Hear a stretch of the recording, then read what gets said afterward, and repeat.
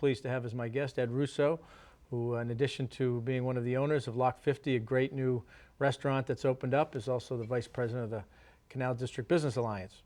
Tim, thanks for having me. Ed, welcome. And Ed, you're going to, we're going to talk about your involvement in different ways in your ownership of a great new business, which is a great historic rehab process.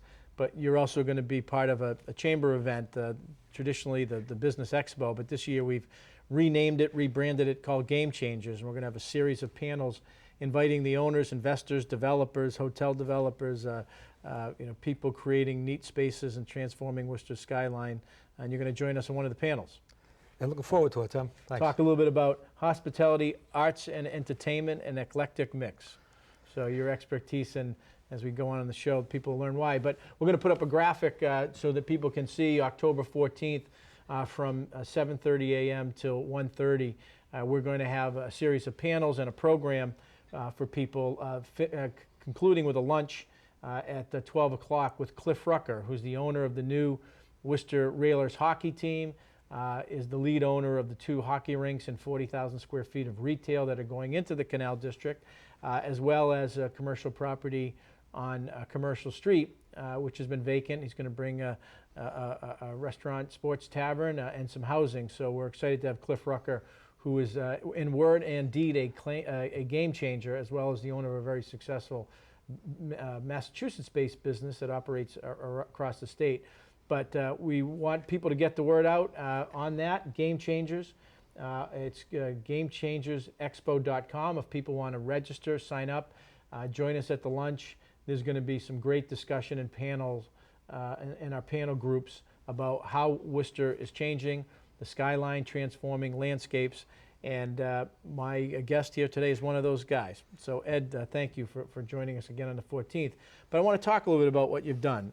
Lock 50 has opened up with a lot of fanfare, not just in terms of the great food, but the design and historic rehab. Why don't you tell us a little bit how you got into the restaurant business?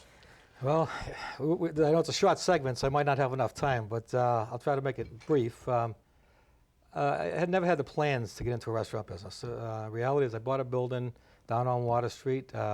People may know it as the old dental arts building. It was the old dental lab building down there. Water and Harding in between, yeah? Yeah, it actually spans on both sides. Actually, out the back window, you're looking at the new rinks going up, so that's exciting. But the plan was to put together a little cafe, little deli, something I worked at when I was a young kid growing up, and thinking it was maybe my retirement. Mm-hmm. Then, of course, you have children that want to get involved, and so all of a sudden they decide they have great ideas to build out my little cafe into something more.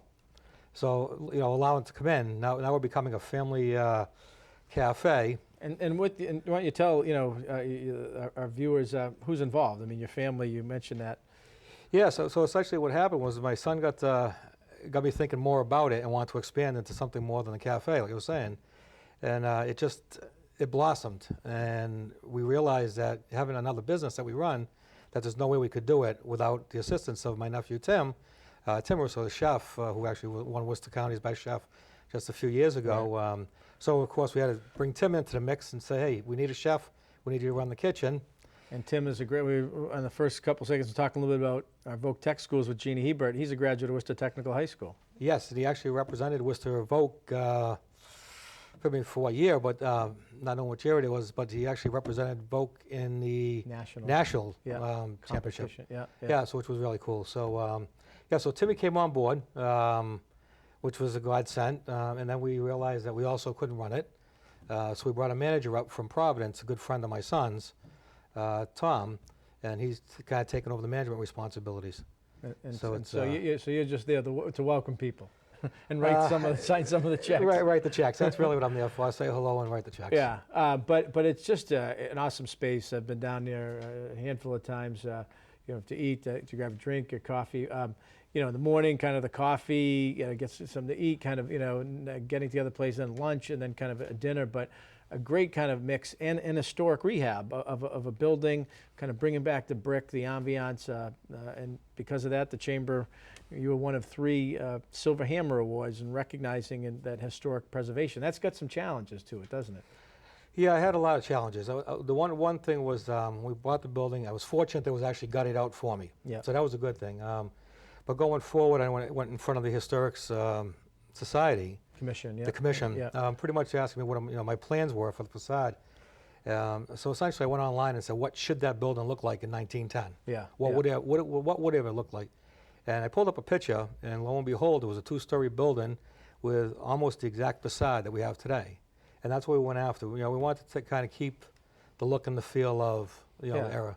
And that's one of the reasons the Chamber gives out the Silver Hammer Awards, because that's the type of development we want to encourage and foster, but it's costly and you're dealing with some challenges. So those who go above and beyond, we try to salute, because it's not always possible, but Right. we're pleased to do it. So as I said, opened up to some great fanfare response. How you been able to manage it?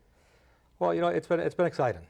We started off, again, receiving the Silver Hammer, the first award. We're open not even a month. Yeah. We received this award, and it was fantastic.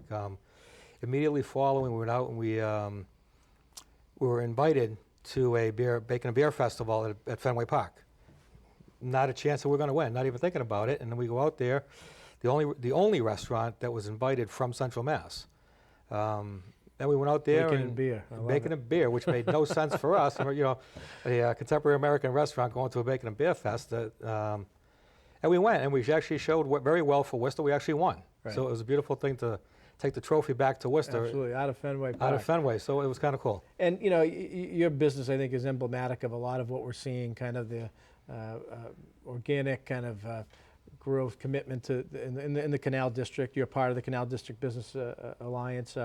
Advocating for the area, trying to make sure some of that history is preserved, but at the same time, trying to move it forward collectively and creating that engagement at lots of different levels, partnership with government.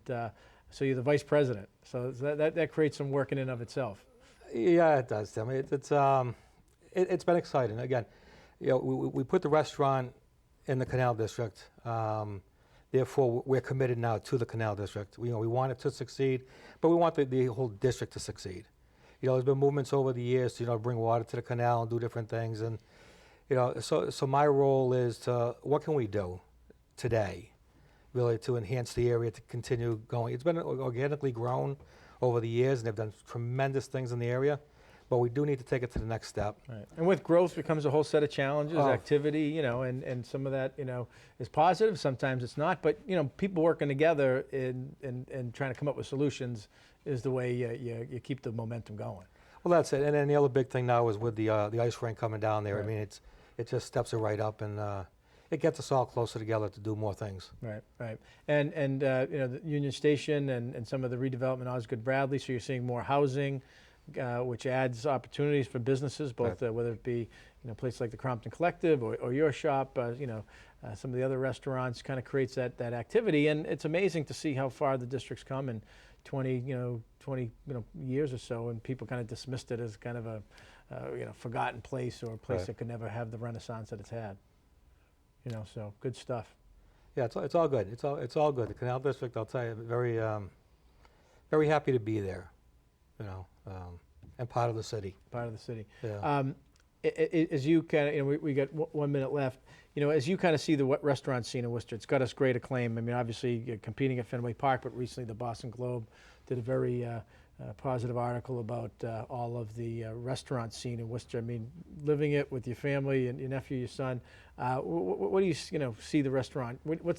Can it go to the next level? Can we do more? What's happening? Absolutely, Tim. I think I'm really excited about that. Just again, yesterday, we were in Boston Eater. They were talking about us. Been getting a lot of press.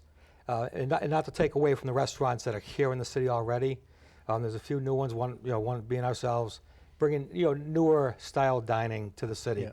which has really enhanced it and actually got the media to look at it. But the other restaurants that are here, they're equally as important. And yes, I think that with the whole restaurant scene, people are coming from the east, Yeah. and they will continue. So I think we're already taking it to the next level. Good. Well, we appreciate it. And Ed, thanks for what you do in terms of being an investor, developer, employer, and member of the Chamber, for your involvement with the Alliance as well, partnering with us on some different things. So pleased to have you with us.